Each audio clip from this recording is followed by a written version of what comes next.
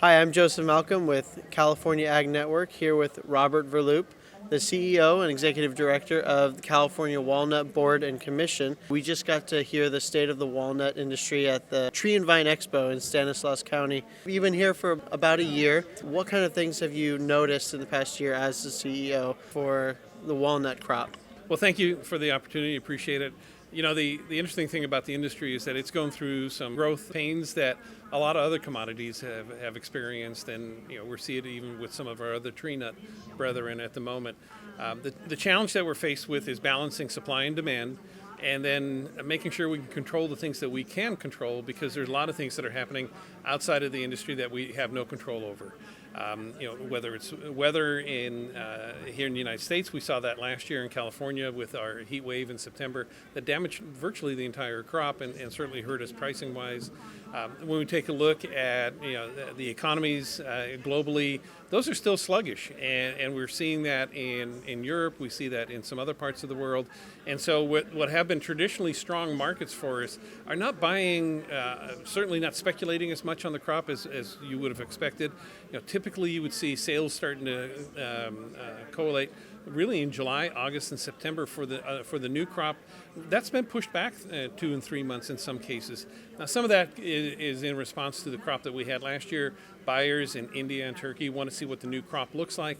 Since we have a phenomenal new crop that is, as many people say, the best in 40 years, that's the best advertising right there. And so we've been aggressively working with the trade to show off that new product, and then try to reestablish ourselves in some of these markets where we've been more or less absent from over the last couple of years. So, whether it's COVID-related, transportation issues, the mariner issues that we've had, and then you take a look at economy, that people weren't buying as much. We take a look at all those different dynamics. Some of that we can respond to, and we can certainly improve upon. And I'll give you an example. If you think about some of the challenges we face with overproduction, we were successful last year in getting a $90 million USDA Section 32 buy. We've asked for another one, partially because we have so much production this year.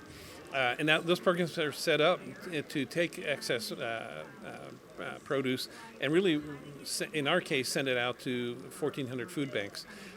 You take a look at what's happened with the different tariff structures that are out there. We were successful and able to work with USTR and the government to reduce the India tariff. The retaliatory tariff was removed, so that dropped 20%. Now everybody is at 100% in India, which is still higher than what is ideal for the consumer there. But at least we're on a level playing field. We're in the process now of rebuilding that market because we've really been somewhat hampered in the past. And so growth hasn't been occurring. We've been filling orders, but that growth up to 30 to 40,000 tons is what the potential is for India. And actually, in a couple of years from now, we could even see that being 100,000 tons.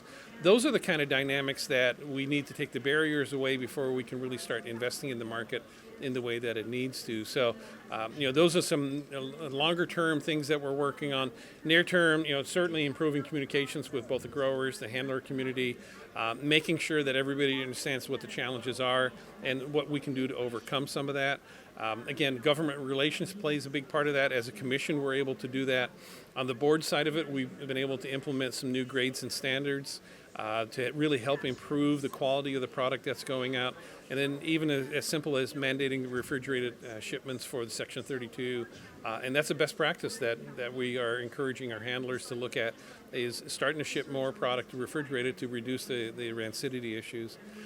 In the near term, within the next 6 months to next year, we're going to be unveiling some research that we're doing both for consumer research, food service sector, as well as the food manufacturing and ingredient sector. And I'll give you one interesting little tidbit that we've learned. We have a database that we actually track on a yearly basis, and right now, among the United States, where we have 36,000 menus that we monitor, 25% of those have walnuts on them, and the most frequently mentioned item is honey walnut shrimp, which surprised a lot of us.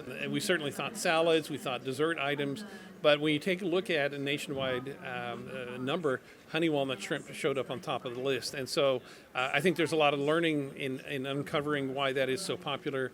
Obviously, ethnic interest. A lot of people want diversity in what they're eating and looking at.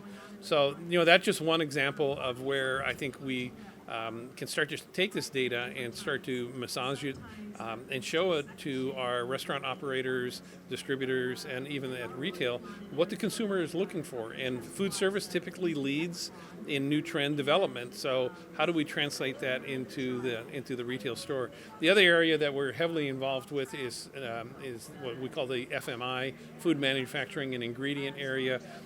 That's for the non-fresh items. So some would call that consumer products goods, and really understanding how our walnuts as an ingredient fit into sports bars or other items that are in the center of the store, where we need to cooperate and work with people like the folks from General Mills or Nestle and Procter & Gamble, and even smaller companies. The opportunity to innovate with walnuts is internationally is very robust. We don't see that much in the United States, and so we're going to be working with a couple of folks, companies that specialize in this area, and then we as a commission and a board are actually going to engage some of these potential customers to help them co-develop some of these new products. And so when you take a look at all those channels right there, that's all about creating more pull-through demand, right? So it's very easy in a commodity business to push the supply chain, but we really need to pull the supply chain. So a lot of this information gathering that we're doing will help us then start to put together programs that are designed to pull and create that demand and activate more sales. Awesome. Well, thank you so much. Read more about these things in Pacific Nut Producer Magazine. I'm Joseph Malcolm, CaliforniaAgNet.com.